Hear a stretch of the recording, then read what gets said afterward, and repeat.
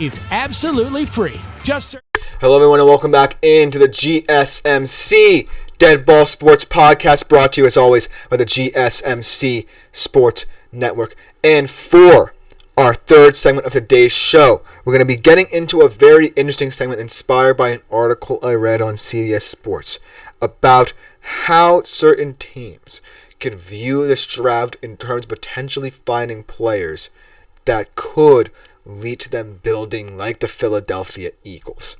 And I know that it might not make sense in hindsight how certain teams can begin to build like the Eagles, but I feel like the Eagles have had a blueprint of certain kinds of players that they're looking for that are in this year's draft, that a lot of teams that feel like they're on the precipice of contention are going to be looking for. So I feel like this segment's going to make a lot more sense as we talk about the players and the comps that you can find in the draft.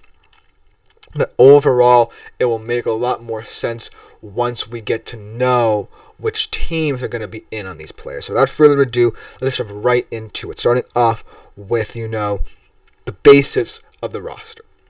Not just, the offensive line, but the guys they found, whether it be through acquiring their services or in the draft. Let's start off with Saquon.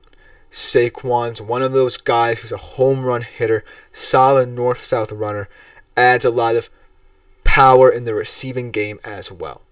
And I feel like the most obvious comp is going to be Ashton Jeanty. Ashton Jeanty is going to fall somewhere potentially in the top 10, maybe in the middle of the first round, but he's going to go to a team that's really going to appreciate his services. Somewhere like the Cowboys or Broncos are getting talked about for Ashton Jeanty. But the reason why Ashton Jeanty comps so well with Saquon Barkley is because of the fact that both of them have the home run hitting ability in their game.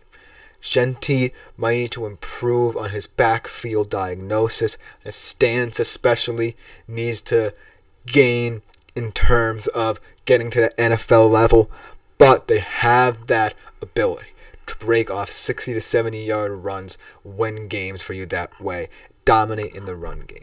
And yes, part of it is relying on that line, but if you don't have a running back who has a solid feel for the game itself outside of your offensive line blocking well for them, then what's the point in trying to draft one?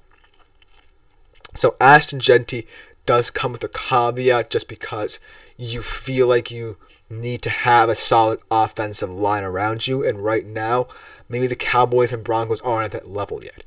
But by acquiring a running back of Jeanty's caliber in the draft, it allows you to set a foundation to where Ashton Jeanty can reach the heights of Saquon Barkley because they have those similarities in their game as instinctual runners able to get you a maximum number of yards.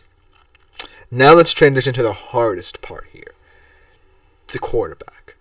And in the Philadelphia Eagles system especially, because there's no way that you can truly find someone like Jalen Hurts where he's competent enough to pass the football when it matters and win in the margins, but control the offense through the run game. And part of it comes from having that ability to run the football yourself and have that dual threat aspect to your game and add that threat to what Saquon or a Saquon comp can potentially do. But in this year's draft, it's hard to find a specific comp. But remember, Jalen Hurts was not a highly coveted player heading into his own draft, much like someone potentially like Jalen Milroe. Jalen Hurts, not the most popular option in the second round of his draft, and Jalen Milroe might be someone who goes higher than people expect and not be popular with the fan base of whoever he goes to just because he's more of a project. But, as always, projects could be fun to develop, especially in a system if you're, say, a team like the Browns or, say, like the Rams who might have QB trouble, to develop a guy like Jalen Milroe on a team that's steadily improving. And part of parcel for finding a guy like Jalen Hurts is that he has to have that accuracy, that ability to win on crucial downs if the run game isn't going. Jalen Miller has proven that he has the arm strength. He's proven in certain situations that potentially he can deliver the accuracy for you, but it's not necessarily as polished as you would like. So he could be a little bit behind in his development rather than a guy like Jalen Hurts who had that 1 year to sit and then immediately started to grow and mature in the offense. And now at a point where he's willing to allow a guy like Saquon to take over a bigger offensive role. So that's what the caveat is with Milroe, but he is the closest comp, I believe, in this draft to Jalen Hurts in terms of finding a quarterback who could thrive in a system like the Philadelphia Eagles have employed. Now let's get to an interesting position here, because we don't often talk about Dallas Goedert enough in this Philly offense. Dallas Goedert is a truly integral part of this offense because you love A.J. Brown, you love Devontae Smith if you're someone who follows the Eagles. But the reason why Dallas Goedert is so underappreciated because he is someone who is a chain mover specifically.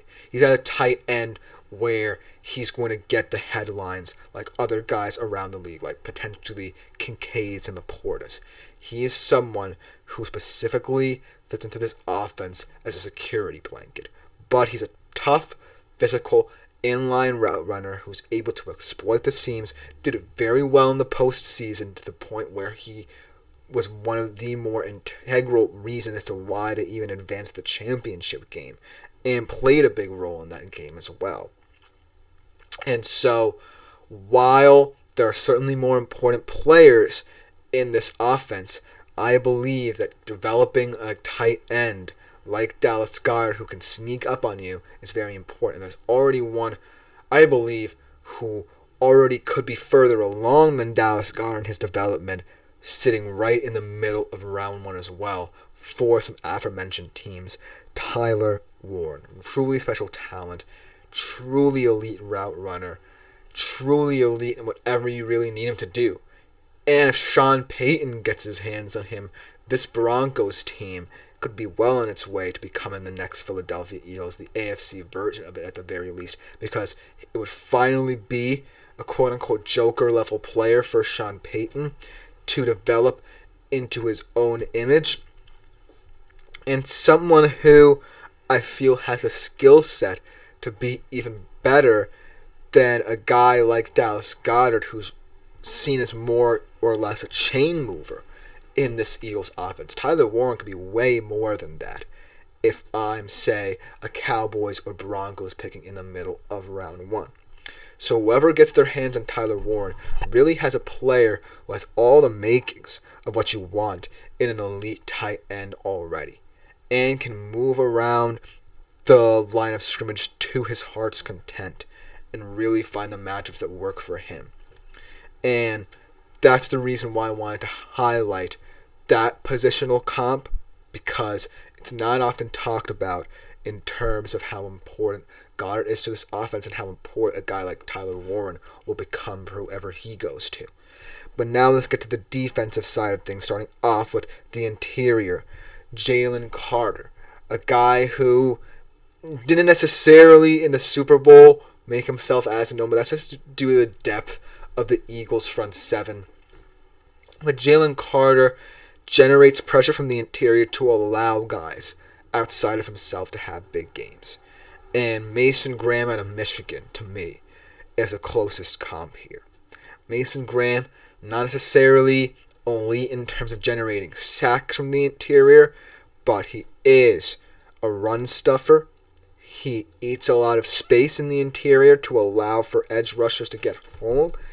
And he can really shore up a front seven just with his presence alone. He's a big guy who is versatile in how He's able to attack the middle of an offensive line. Excuse me. But he is a very close comp to Carter just because they can win for you in the interior and really make it difficult in the pocket for opposing quarterbacks. Now, I don't necessarily think Mason Graham's going to come in as polished as Carter was, but Mason Graham can profile as someone who can grow to a role where he is a game changer for a team that can steadily make the postseason. And I actually genuinely think this is a top 10 pick right here with Mason Graham. A guy who can certainly go to a team on the outside of the top 10, potentially like a Panthers or something to shore up their interior. And then last but not least, Quinyon Mitchell, a rangy corner with instinctual ball skills. And the closest comp to me is a guy who we haven't seen too much out of. Siobhan Revell got injured last year, didn't play as much for ECU, and it's going to rely on his measurables to see where he goes in the draft and how he works at the combine as well. But he is someone who has the range, verticality, and coverage ability to grow into someone like Quinyon Mitchell and potentially be an important depth piece in his rookie year as well as what Quinyon Mitchell brought. And so therefore, these 5 players for the Eagles and their 5 draft comps are exemplars of how to potentially build a solid NFL roster. But let me know what you think in the comments about these draft comps for some of the elite Eagles players that got them to where they are now. But coming next, we transition back to the MLB, doing my MLB power rankings. First of their kind on the show, heading into the depths of spring training. We'll be right back after this short break to talk about it.